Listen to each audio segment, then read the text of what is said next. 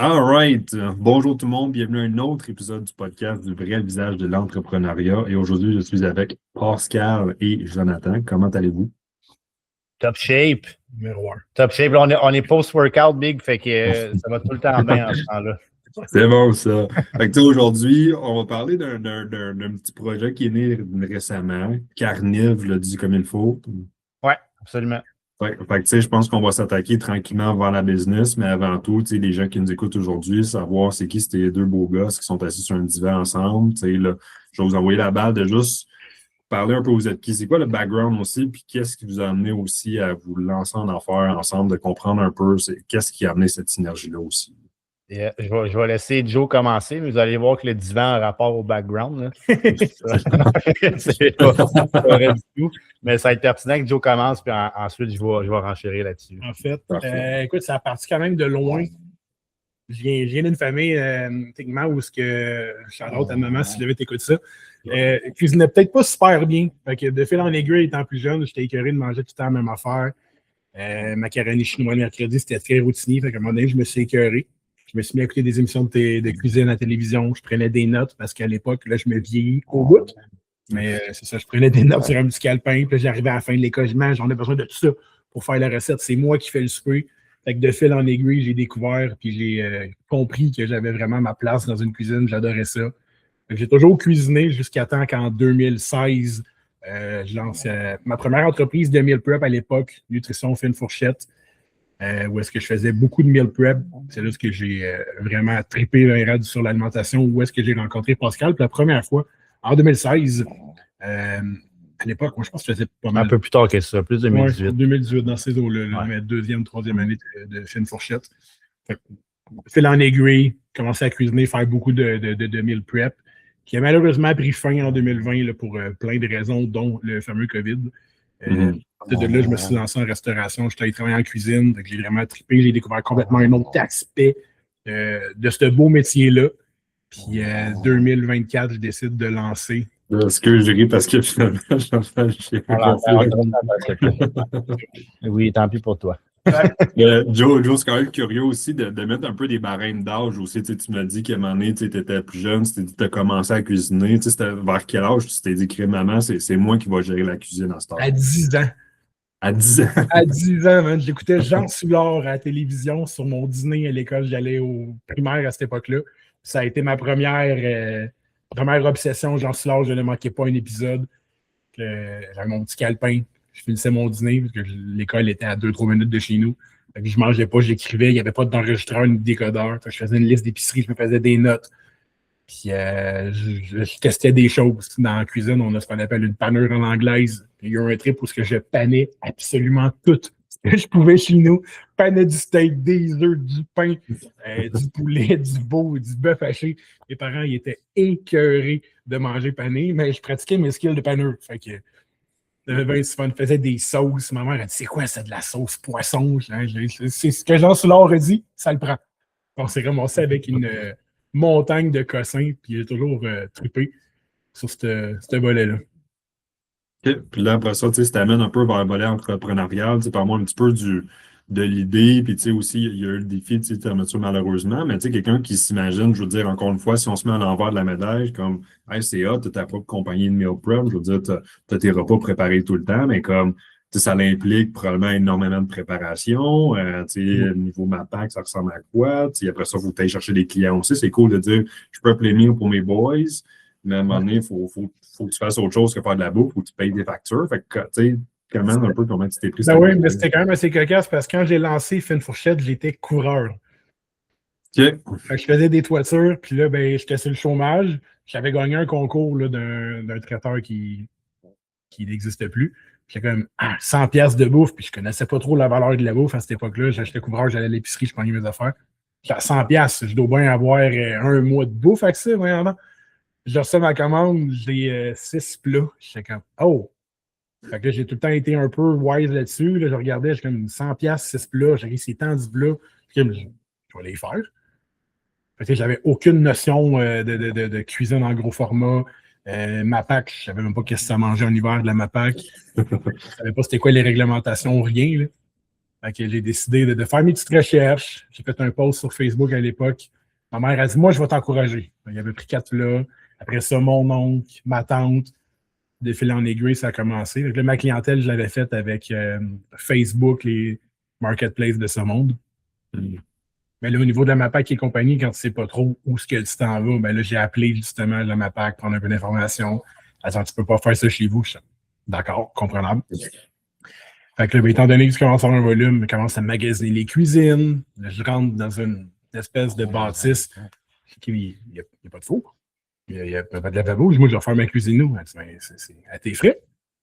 Fait que c'est tout de l'apprentissage sur le tas. Là, ben, tu veux faire des rénovations, ça prend des permis. Je fais des permis, je vais y chercher où, moi? J'appelle la ville. Fait que c'est tout le temps d'aller chercher le maximum d'informations qui fait qu'à un moment donné, tu finis par te débrouiller, mais c'est beaucoup d'autodidacte. C'était des beaux défis. Ben, c'est ça, tu sais, ça apporte un peu à mettre une image sur l'entrepreneuriat que je veux dire, comme, faut que tu ailles chercher l'information, tu sais, faut que tu aies des contacts. Je veux dire, tu sais, c'est pas, tu sais, as une idée en tête, c'est pas tout le monde qui va courir vers toi puis te dire, ben, la prochaine étape, c'est ci, puis c'est ça, puis c'est ci, puis c'est ça. Fait que, tu sais, faut vraiment que tu sois, comme tu dis si bien, d'être autodidacte, faut que tu veuilles apprendre puis foncer de l'avant parce que sinon, je veux dire, tu sais, tu continues à faire ta bouffe à la maison puis tu te dis, c'est pas grave le reste, puis finalement, tu fais taper ses doigts puis tu as une belle petite facture qui rentre, puis tout ce que tu as travaillé pour, finalement, tombe à l'eau. Fait que tu as de la réglementation à suivre, puis je pense qu'il y a beaucoup d'apprentissage en arrière. Puis tu sais, là on s'amènera au volet qui est plus à jour aujourd'hui. Mais là, j'aimerais tranquillement amener la parole à Pascal aussi. Tu sais, parler un petit peu du parcours, puis qu'est-ce qui t'a amené aujourd'hui à plus de côté business. Là. Les gens qui savent que moi, Pascal, on a un bon long passé aussi, là, mais tu sais, je pense qu'on a discuté pour vous présenter Pascal aujourd'hui. Ouais, ben tu sais, en le mettant en contexte là, avec Joe. Moi, tu vois, quand je l'ai rencontré, je travaillais dans un gym que Joe avait commencé à fournir en plat. Fait que moi, personnellement, déjà à cette époque-là, je venais d'avoir mon premier enfant, mon garçon Isaac. Travailler à côté, avoir un enfant, avoir des chiens.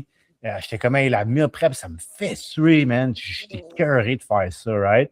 Les plats en soi, c'était tout le temps quelque chose que je trouvais un petit peu hors de prix par rapport au budget de l'époque que j'avais. Mais à un moment donné, Joe avait rentré dans le fond, les viandes sous vide. Fait qu'il faisait juste les viandes dans des sacs. Fait que c'était tout assaisonné, cuit, nanana. J'étais comme, hey, ça, je suis capable de me le payer. Puis c'est ça qui est le pire, là. Fait que quand tu es dans le fitness, une alimentation stricte, tu manges tout le temps la même affaire. Bon, il rit, puis en mon cas, je ne mange pas de légumes, là, mais c'est pas ça qui est le plus dur à faire. OK? J'ai trouvé ça sacoche, puis j'avais même prêt pour des shows en mangeant ces viandes. Fait que moi, j'étais vendu, là. J'étais comme, hey, la viande est fucking bonne, je peux manger ça, puis être en shape de compé. J'étais comme, mort de rire, man. Fait que c'est un produit que j'aimais bien. Fait que ça a commencé vraiment que j'étais client. Fait que là, de fil en aiguille, je suis tout le temps resté un petit peu à consommer les produits à Joe. Puis, à travers ces épreuves, bon, à un moment donné, il a fini par arrêter. Puis, à travers ça, moi, j'ai coaché Joe. Fait que en nutrition, en entraînement et tout, j'ai coaché un bon moment. Tu sais, la façon de mon coaching, c'est tout le temps aussi d'enseigner. OK? Fait que, venu un temps où Joe, je lui dis, écoute, je n'ai pas envie de te faire plus de plans ou quoi que ce soit, puis de te charger ou XY. Je suis comme, ben, sais-tu quoi, on a la même horaire, grosso modo. Je dis, viens t'entraîner avec moi. Fait que je viens t'entraîner avec moi, là, tu vas progresser parce que c'est le facteur qui te manque. Fait qu'on s'est mis, évidemment, à passer beaucoup de temps ensemble. De là, qu'est-ce qu'il a dit en auto, c'est que là, on allait s'entraîner. Des fois, on a des matins plus libres. Il disait, on va-tu à tel gym? Fait que dans la règle d'auto, il me partage un peu, tu sais, par rapport au meal prep, qu'est-ce qui était bien, qu'est-ce qui était pas bien. Je dis, écoute, moi, je pense que les viandes, tu n'aurais jamais dû arrêter ça. Il me partage ses enjeux. Puis je dis, écoute, moi, ces enjeux-là, je pourrais m'en occuper. Genre, ça m'intéresse. Je crois énormément, dans le fond, en la business comme telle. Tu sais, pour mettre les gens qui ne me connaissent pas aussi en contexte, moi, j'opère dans le milieu de bodybuilding qui est très difficile d'être constant. Fait que d'un point de vue business, moi, tu sais, le gros de ma business, c'est de faire poser les gars qui vont en compétition. Fait que apprendre à faire les pauses comme il faut, etc. Il n'y en a pas 1 million de ça au Québec, là. Il n'y en a pas 1 million. Il n'y en a surtout pas 1 million qui peuvent se permettre ce service-là non plus. C'est très niché. Puis les années avant, je me disais, man, moi, j'adore l'entrepreneuriat, je veux avoir une business, mais comme, est-ce que je me vois, plus les années avancées, je me dis, je me vois-tu à 60 ans faire poser des gars, genre? C'est con, là! Mais tu sais, me vois-tu faire ça à 60 ans, man? Non! Tu sais? Là, j'ai vu comme un petit peu cette opportunité-là, fait que c'est pour là que je lui ai suggéré. Je dis, écoute, moi, je suis très ouvert à ce qu'on essaye ça ensemble, on repart à zéro. On a chacun nos rôles, puis on se complémente bien à ce niveau-là. Aussitôt, dans le fond, en auto, on s'est mis à réfléchir sur le nom.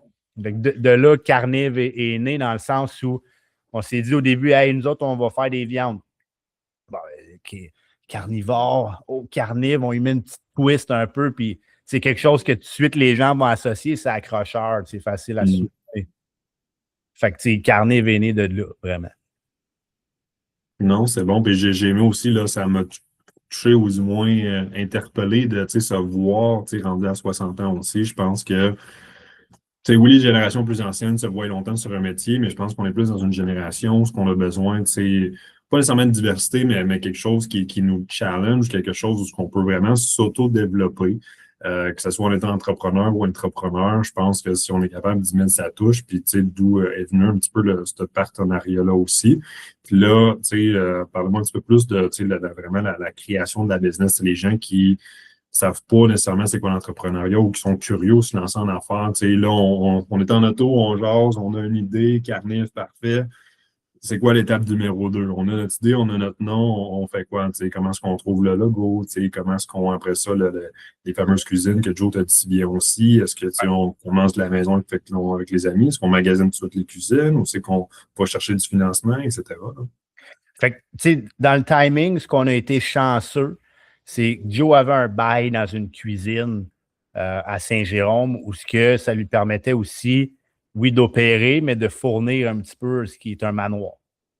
Clairement, n'était pas nécessairement ce qu'il voulait, je vais parler pour lui, mais c'était pas le genre de rêve d'une vie de fournir les personnes âgées au manoir, mais ça lui permettait d'opérer dans la cuisine.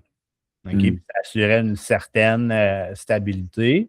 Fait qu'on a réussi à ride ça, mais clairement, c'était comme voué à un changement. On s'entend parce que tu dis, hey, si la business a grossi, mais le but, c'est de mettre le temps dans le business et non dans les gens du manoir.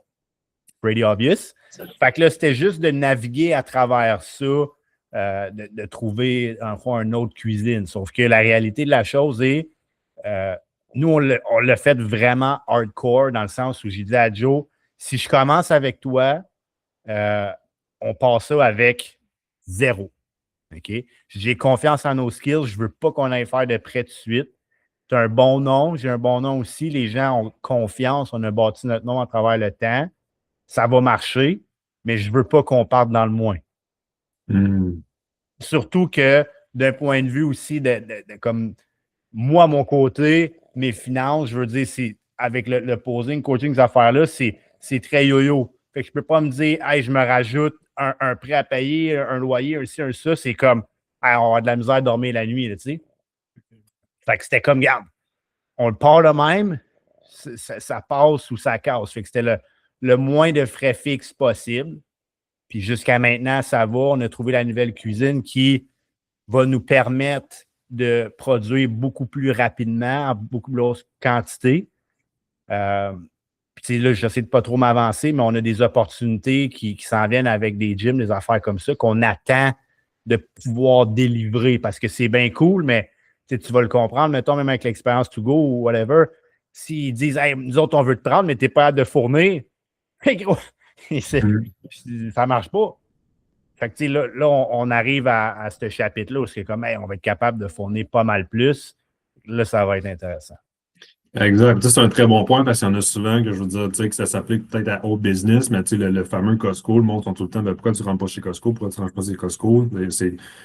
Oui, mais en même temps, comprends-tu le volume que ça nécessite? C'est le fun quand la business va bien. Mais je veux dire, tu peux pas passer du point A à aller au point Y. Exact. Il y a des étapes à franchir aussi. Puis, une chose que tu as dit, Pascal, que j'aime beaucoup, puis je mets souvent de l'avant, c'est, comme tu as dit, vous aviez déjà un nom. Fait que, est-ce que ce nom-là est attribué aussi au fait d'avoir fait du contenu depuis si longtemps, être présent en compétition? Je veux dire, on a eu un podcast pendant très longtemps, puis je veux dire, ça l'a amené quand même un certain nom aussi. Fait que est-ce que cette présence-là, vous considérez que ça a été une partie, du moins, du succès jusqu'à présent? Ouais. Pas mal sûr, hein. Moi, déjà, je reverrai ce que Joe peut dire, mais moi, je pense que dans ce type, particulièrement ce type d'entreprise-là, est basé énormément sur la confiance au début. Fait que, tu sais, en mettant nos visages de l'avant, nos noms qui, oui, ont déjà un aspect de confiance de ce qu'on a fait avant, ça l'aide beaucoup. Parce que je vais vous demander, mettons, à n'importe qui, es-tu capable de me dire c'est qui le propriétaire ou les cuisiniers chez Factor, chez WeCook, puis d'affaires-là? Bonne chance. Bonne chance. Ils sont rendus à un certain stade où c'est pas nécessaire, right? Le nom est fait, ils sont établis. Mais pour démarrer, mettons, on aurait été 2 nobody, ben, je suis pas mal sûr que j'aurais été écrit. Tony, veux-tu être ambassadeur avec nous, puis tu me connais pas, derrière, t'es comme. Ouais, regardez, mais peut-être que ça roule plus, on va venir avec vous autres. Hey, c'est vrai. Sauf que là, quand tu as plein de relations établies, ben, je suis comme content parce qu'on a fait un story pour dire qu'on était à la recherche d'ambassadeurs. On en a une dizaine qui nous ont écrit. Puis à ce jour, tout le monde avec qui, si je me trompe, qui est avec nous maintenant, on n'a pas demandé à personne. C'est tout le monde qui nous a demandé. Mm. Le fait de ne pas courir à personne non plus, c'est quand même très intéressant. Là. Surtout avec les années, j'ai quand même fait de la meal prep depuis 2016. Fait que mon nom dans meal prep, sans vouloir me lancer des fleurs, il est fait. Là. Mm-hmm. Longtemps été associé au c'est le gars de la meal prep ou c'est le gars de TikTok ou c'est le gars des vidéos. Fait que ça l'amène une certaine notoriété aussi de mélanger ça avec le bagage puis les contacts de Pascal et compagnie. C'est win-win des deux sens. Là. Oui, exact. Puis là, ça m'amène peut-être à d'ouvrir la porte sur le sujet de est-ce que c'est une des raisons aussi que vous avez dit ce type de business-là fait du sens par rapport à comme un peu nos deux qualités, nos deux forces. Tu sais, toi, Joe, depuis 2016, tu as fait de la meal prep, tu as quand même bâti une clientèle, un nom aussi, puis sur les réseaux, tu es très présent aussi toujours, puis les gens savent que si on voit ton visage, on parle de bouffe ou de l'importance de boire de l'eau. C'est un des deux. Tu sais, Pascal présent du fitness depuis, tu sais, on se met vieux, là, mais tu sais, déjà 10 ans et plus, là. Fait que, tu sais, puis l'autre chose peut-être que ça m'amène à dire, le fait d'être en affaires en tant que connaissance, est-ce que vous pensez que c'est un atout? Il y en a des fois qui vont dire, ben, tu sais, pas se mettre en affaires avec des amis. Il y en a d'autres qui vont dire, tant longtemps que la synergie est là aussi, c'est un plus. Comment est-ce que vous voyez ça aussi de votre côté? Ben, je vais parler pour moi. Pascal est très rationnel dans la vie. Puis moi, je suis quelqu'un de très tête folle. Tu sais, je pourrais dire, Pascal, le matin, là, on lance une boulette, telle saveur, telle affaire, puis on fait telle affaire. Pascal va me ramener sur terre. Puis moi, en tant qu'entrepreneur, j'ai besoin de ça. Je pars des fois sur des bulles, me disant, OK, où je le fais. Mais Pascal va être très rationnel. Fait que j'aime bien dire qu'on est un yin et yang. Fait qu'il complémente bien mes défauts. Non, peut-être Ben, les forces et les faiblesses. Là, ouais. Les forces et les faiblesses. Fait que je trouve qu'on est une super belle équipe. Il y a une belle chimie qui s'est installée depuis le temps qu'on se connaît et compagnie. De partager certaines passions. L'entraînement vu qu'on s'entraîne.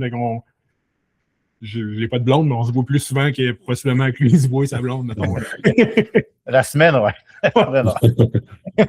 Je pense que selon moi, de mon point de vue, c'est un atout plus qu'autre chose. Ah, ben, tu sais, comme il dit, oui, il est très impulsif. Par moments, c'est très bon. D'autres moments, par le passé, ça a potentiellement été moins bon, right? Puis moi, le connaissant, c'est pas aussi proche qu'aujourd'hui, mais reste que je suis quelqu'un qui est très, très analytique. Puis moi, je considère que j'ai un 6e sens, OK, sur ben les choses, mais je peux très bien lire les gens puis savoir un petit peu où ils s'en vont, OK? Fait que je savais que Joe, j'ai tout le temps dit, il y a le potentiel pour faire ces affaires-là, mais des fois, il y a des décisions qu'il a prises par le passé ou des influences de personnes. Ça, tu ne peux jamais le savoir peut-être au début.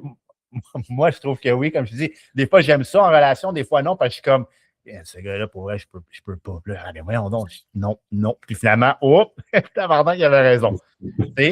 Fait que déjà, j'avais ce feeling-là. Fait que quand on a parti, quand on était dans le char, on a dit, hey, on part Carnif, je m'en souviens, puis je suis sûr qu'il était écœuré. Okay?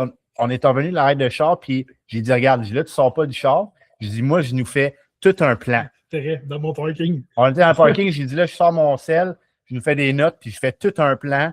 OK, puis en même temps, je voulais savoir par ses expériences, c'est quoi les enjeux, ces affaires-là. Fait que, genre de plan de business, mais dans le sel. Puis là, puis j'arrêtais pas, puis je voyais qu'il voulait s'en aller. J'étais comme, non, mais attends, je suis là. Ça, quand on va être rendu, qu'on va faire temps, c'est quoi que ça va nous prendre? C'est quoi la prochaine étape? C'est quoi ces affaires-là? Parce que ce que je lui répète depuis le début, je dis, ça marche, ça va marcher, mais il ne faut pas aller trop vite. Il faut faire les bons moves. C'est ça qui fait en sorte qu'on va réussir. C'est de justement pas être impulsif puis de faire le bon move au bon moment. Fait que d'où là, je disais, hey, c'est hot, là, on a un ami qui nous propose de rentrer dans les 10 gyms, hein, il nous pousse dans le cul. Je suis comme, oui, on va le faire, on n'est pas prêt encore. Tu sais, des trucs comme ça, il faut vraiment prendre le temps, tu sais, puis ça va débouler, sauf que c'est la patience. Puis autant dans la vie, il va rire, je suis crissement impatient pour des affaires que pour d'autres, je suis capable de l'être, tu sais. Mais c'est bon que tu dises ça parce que souvent, je le vois passer, puis la plupart des gens qui sont dans l'affaires voient passer que le plus grand talent en affaires, c'est d'être capable de dire non. Uh-huh. Ça semble dramatique, ça semble mauvais parce que le mot non, c'est tout le temps comme une négation, mais en affaires, drôlement, c'est l'opposé. Parce que tu le dis si bien, je veux dire, les opportunités vont se présenter tout le temps. Les opportunités vont être cool, plus que ça va aller, plus qu'ils vont en avoir, puis plus qu'il va y avoir d'opportunités alléchantes aussi. Probablement que Joe, tu serais du genre de dire let's go, on plonge dedans, puis il arrivera ce qui arrivera. Pascal, tu as de l'air être là, ben comme, regarde, on a telle opportunité, mais est-ce qu'on est rendu là? Oui ou non? Puis quelle opportunité ferait plus de sens pour nous d'aller de l'avant? Parce que probablement que ça va vous arriver, puis ça semble déjà vous arriver un peu, de dire, crime, ça c'est vraiment hot, on y va, mais de dire, regarde, oui, mais voici notre plan, puis on doit se rendre à l'objectif avant de considérer de rentrer dans ce projet-là. Absolument. Ah, c'est la clé, puis tu sais, je veux dire, moi, c'est d'erreurs que j'ai appris ça aussi. Là. Je veux dire, il y a une partie de moi qu'auparavant, je pense que j'étais aussi hey, je passe ce projet-là, puis c'est juste qu'à un moment donné, tu frappes un mur, puis ça te décourage. Tu sais, c'est un peu ça qui est arrivé par le passé, right? Tu sais, des fois, tu entreprends quelque chose, boum, boum, boum, puis là, tu frappes un mur, tu dis, je fais quoi? Coupe, je n'ai pas le choix d'arrêter. Clairement, on ne veut pas se rendre à ça. Fait que, tu sais, le timing est vraiment bon dans la chose. Moi, ça me fait plaisir. Puis c'est drôle parce que ça fait une couple de fois que j'ai dit ça. Si tu m'aurais demandé il y a 5 ans si je m'imagine vendre de la viande, des affaires de même, je t'aurais dit aucune crise de chance. Ben, pourtant, on est là.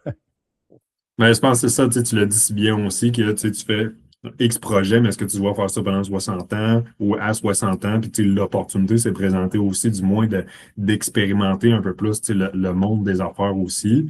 Puis là, je divague peut-être un petit peu, mais tout ce qui est niveau nourriture, viande, comment est-ce que vous procédez? Je présume que vous n'allez pas au passer à acheter la viande. Y a-t-il à quoi que ça ressemble au niveau un peu de cette stratégie-là?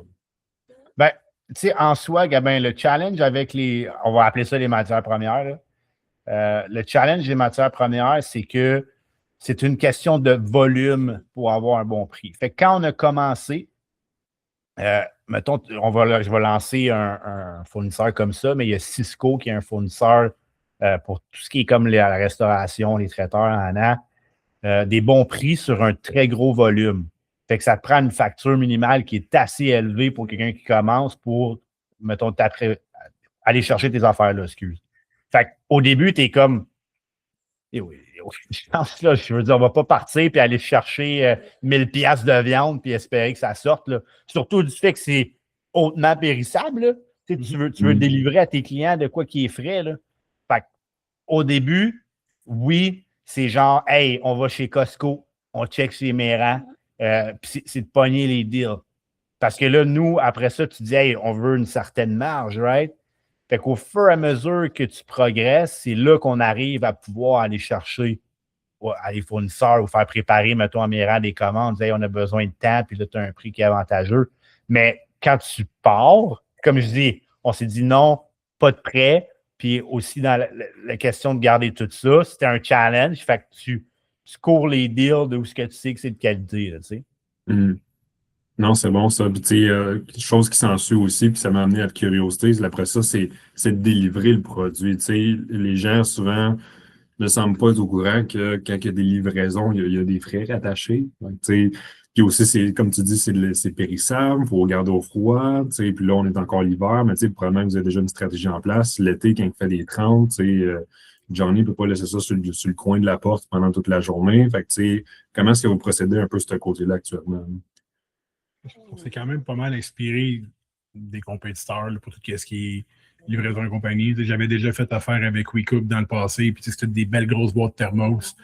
Mais là, au début, tu te dis, hey, ça va coûter une beurrée, voyons donc. Là où est-ce que M. Rationnel embarque, on s'en fait ses recherches à gauche et à droite, puis il t'arrive comme une solution quand même très pratique. Là. Ouais, parce que c'est ça. Dans ce milieu-là, ce qui est compliqué, c'est que justement, c'est toute une game de volume. Fait que si demain matin, je te dis, OK, va sur Uline, il y a des boîtes isothermes, tu vas avoir un prix, sauf que le prix qui ferait du sens, tu vas devoir acheter 1000 ou 2000 boîtes. Fait que je n'ai pas besoin de vous expliquer qu'au début, ça ne fait pas de sens. Fait que là, tu dis, OK, j'ai besoin que ça garde le froid. Fait que là, j'essaie de penser, je dis, OK, ben des sacs isothermes, ça existe, right? Fait que tu sais, je vais vous expliquer un peu, mais comme si tu penses à un sac d'épicerie que dedans, c'est un petit peu comme garder la température, le chaud-froid. OK, ça existe. Bon, parfait, je vais regarder, il y en a-tu qui se font, qui c'est accessible. J'ai fini par trouver ça. Fait qu'on a des petits sacs qui sont comme tout blancs, qui se referment. Dedans, c'est tout isotherme. Je dis, OK, parfait. Fait que là, après ça, il faut, oui, évidemment, mettre de l'ice pack dedans. Puis on se dit, parfait, si une fois qu'on a cuit notre viande, après ça, on la fait refroidir dans la chambre froide, évidemment. Une fois que c'est emballé, ben, on les congèle. Fait que là, on part, notre viande à part est congelée dans le sac isotherme avec les ice packs. OK? Fait que ça, en ce moment, c'est la technique qu'on a. Puis c'est tout comme ça. Fait que si tu fais une commande WeCook, peu importe, ça arrive, c'est à moitié gelé encore. Tu n'as pas le choix. Fait que là, pour ceux qui se demandent, s'il est encore gelé, tu peux le mettre au congèle. Puis à 90% du temps, ça devrait l'être en ce moment. Là. Sinon, il faut que tu le mettes au frigo. Mais ce qui est intéressant de nos produits qui sont emballés sous vide, c'est que même au frigo, si je ne m'abuse, plus que 7 jours, tant que tu ne l'as pas ouvert, c'est bon. Fait que, normalement, si tu commandes pour ta semaine, tu n'es pas stressé. Non, c'est bon, ça. Tu sais, tranquillement, pas vite, ça amène un peu une chose que j'aime toujours mettre de l'avant un peu. La business est encore jeune, on parle d'environ décembre, mais ça a été quoi, jusqu'à ce jour, le plus gros défi que vous avez fait face? Est-ce que ça a été de trouver la cuisine, trouver les fournisseurs? Comment ça a semblé, ce côté-là? Ce qui est le plus difficile, c'est de minimiser les coûts de tout. OK? Fait que tes genres de frais fixes. Clairement que, oui, comme j'ai parlé un petit peu des aliments, c'est une chose, mais l'autre affaire, c'est ça, c'est que, bon, là, tu as tes livraisons. Fait que les livraisons, clairement, je ne veux pas que ça prenne 3 jours, ça rentre. OK? Fait que en ce moment, nous, on va tous porter nos commandes le mardi soir, puis le mercredi, c'est livré. OK? Dans le moment présent, on fait affaire avec Purolator. Jusqu'à lundi dernier, on pensait que c'était un hot deal. Même si on se disait, crime, ça nous bouffe pas mal quand même de profit, me semble. Fait que là, on a eu un meeting. J'en ai un autre tantôt avec un autre transporteur qui va nous mettre la moitié ou le tiers des coûts. Puis, en plus, ces camions vont être réfrigérés. Fait que moi, je te dirais, ce qui est le plus challengeant, c'est d'aller trouver les bons contacts avec qui travailler. Parce que ça, même ChatGPT a de la misère à te le dire. Honnêtement, puis c'est pas parce que j'ai pas essayé. Je veux dire, c'est tough de trouver les bons contacts. Des fois, X raison, c'est parce que c'est des trucs commandités ou whatever, il te sort des affaires que c'est loin, puis tu te dis que le prix n'a pas de sens, c'est loin, nan. Le plus gros défi, c'est ça, c'est de trouver les bons. On va les appeler les partenaires, right? Là, fait que c'est tes distributeurs de viande, c'est le transporteur, tes trucs, dans le fond, pour nos sacs sous vide, toutes ces affaires-là. C'est ça qui est le plus challengeant.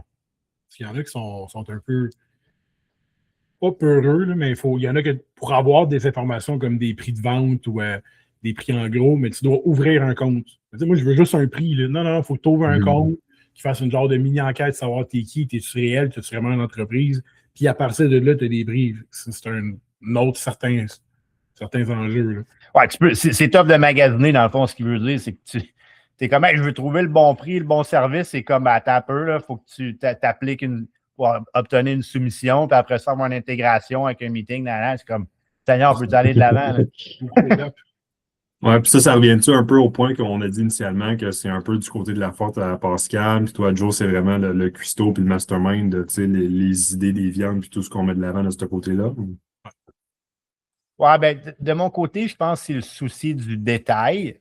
Je travaille autant que ça va paraître drôle, mais je travaille très fort sur le fait de aller de l'avant vers les communications. Fait que moi, par le passé, mettons une compagnie comme là, qui est solide, là, genre ça s'apprête à être une bonne relation pour nos transporteurs, mais sur le coup, j'aurais fait qu'ils mangent la merde, pas me donner de prix, mais je vais aller avec un autre. Tu sais, j'aurais été comme ça, mais là, on se dit non, on va faire ce qu'il faut, right?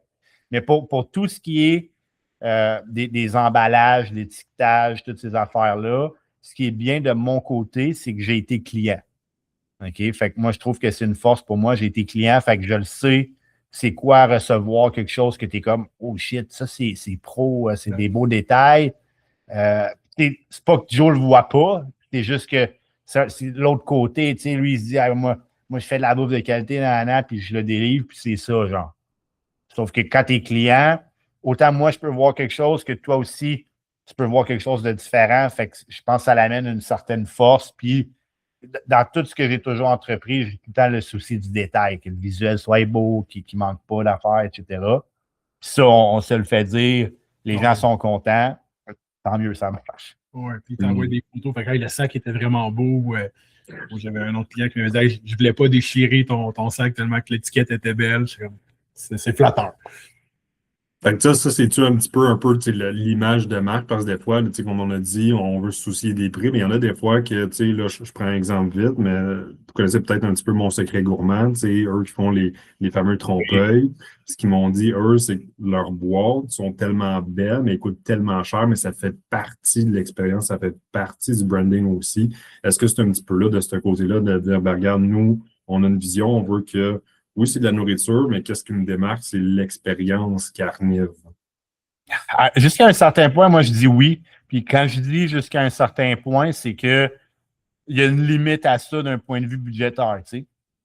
Fait que moi, je suis tout le temps comme, hey, je veux qu'on donne le maximum, mais qu'on reste quand même profitable, tu sais.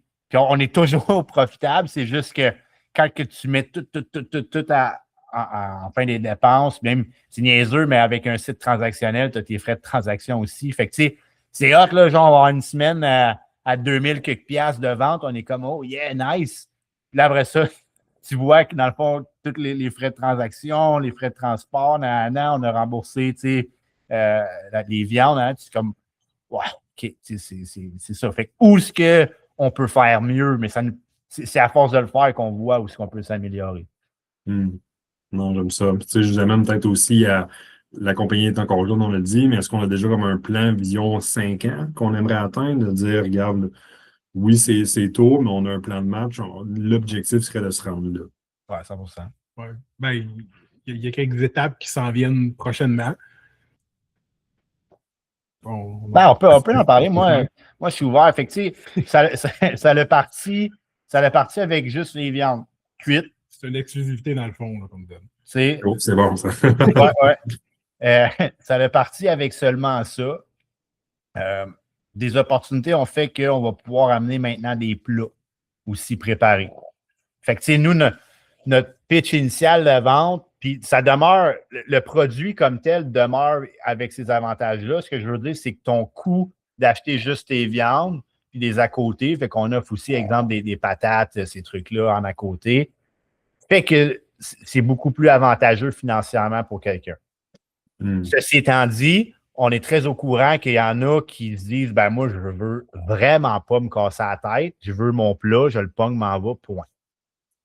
Fait que là, on est rendu avec les outils nécessaires, parce que ça, c'est c'est une autre affaire. Demain matin, tu veux faire des plats. Nous, on veut conserver que tout soit toujours sous vide. C'est un gros atout dans le sens où tu le sais, Tony, pour avoir travaillé au shop, combien de plats WeCook t'as acheté? Une bunch. Tu comprends? Parce que l'opercule, dans le fond, qui est le plastique là, conserve beaucoup d'air.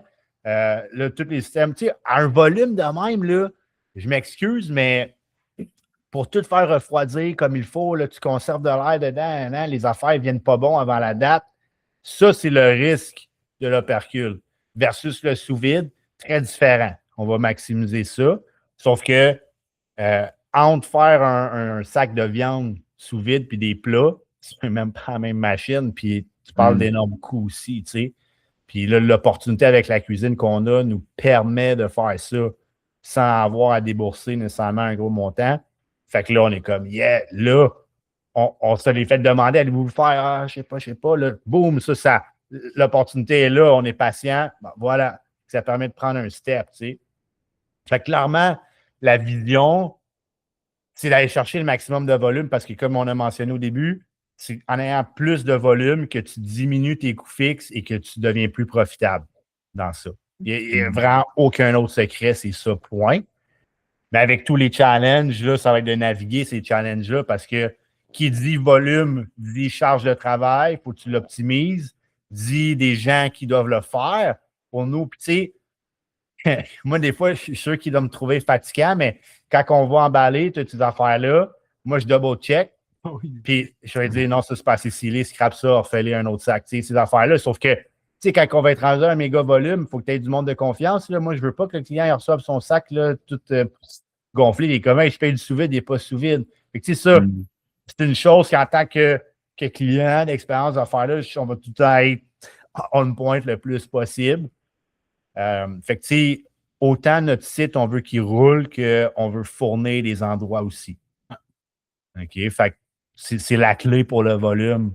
Tu sais, c'est sûr, parce que aussi, tu sauves des frais de transaction. On s'entend que si j'ai mettons, des propriétaires de gym, il y a 10 gyms et je fais une transaction, je ship tout ça, puis qu'ils me vendent 200 plats ou 300 plats dans la semaine, c'est bon versus si moi, je vends 150 commandes sur mon site, ben j'ai perdu l'argent, right?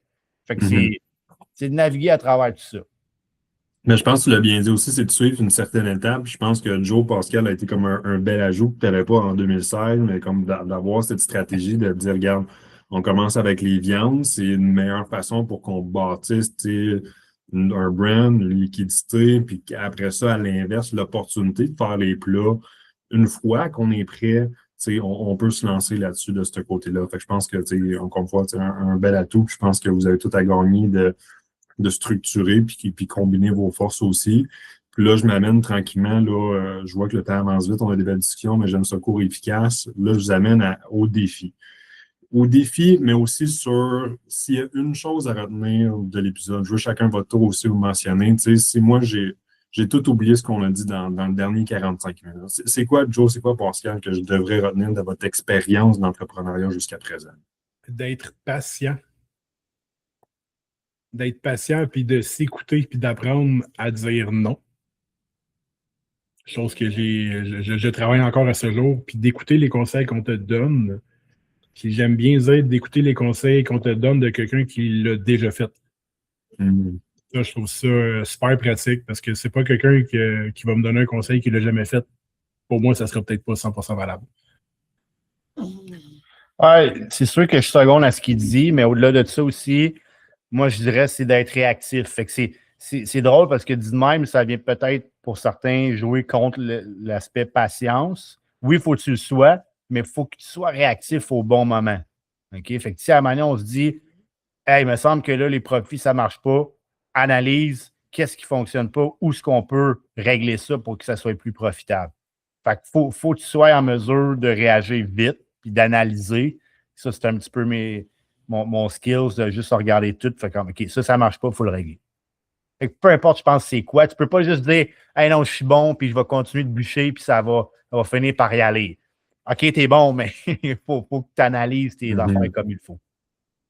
Ben, je pense que là, vous avez une très belle synergie, mais Joe t'a dit un point aussi, puis je le prends comme expérience, mais si on vous êtes solopreneur, de ne pas avoir peur de poser des questions aussi, parce que là, on voit bien que Joe et Pascal, ils ont une synergie, qu'il y a un plus rationnel, d'autres qui est plus sur l'aspect créatif, mais qui fait la synergie des affaires. Mais quand on est solo, très dur qu'on va être les deux en même temps. Tu ne peux pas dire oui puis dire non en même temps aussi quand tu veux les opportunités, puis tu dois te ralentir. Fait que de poser des questions, puis Joe aussi, tu l'as dit, des gens qui sont des références parce que on va super bien aimer nos parents, mais c'est peut-être pas nos parents qui vont être les meilleurs à donner des conseils en affaires aussi. On les adore, mais c'est de se poser les bonnes questions aux bonnes personnes aussi, je crois.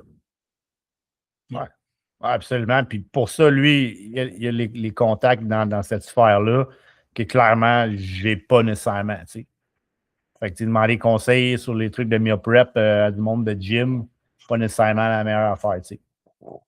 Fait que, sauf que ça m'amène plein de contacts puis de points de vente potentiels. Fait que, clairement, il y a du bon dans tout ça. Non, c'est super. Puis, en fait, je vous remercie les gars, pour votre participation. C'est super apprécié. Je pense que de mon côté, s'il y a une chose à retenir, c'est de saisir les bonnes opportunités, de trouver les bons partenaires d'affaires quand même aussi, de s'assurer d'une bonne synergie. Parce que oui, des fois, on peut vouloir aller en affaires avec un ami par bonne foi, mais c'est de s'assurer que sur le long terme, est-ce que ça va maintenir ou on est deux individus qui sont pareils, puis on va juste se challenger, puis la business n'avancera pas par la suite. 100%. Je vous remercie à tous. Merci pour votre écoute. Puis au plaisir de vous voir dans un prochain épisode. Yes, merci à toi, Tony. Ciao.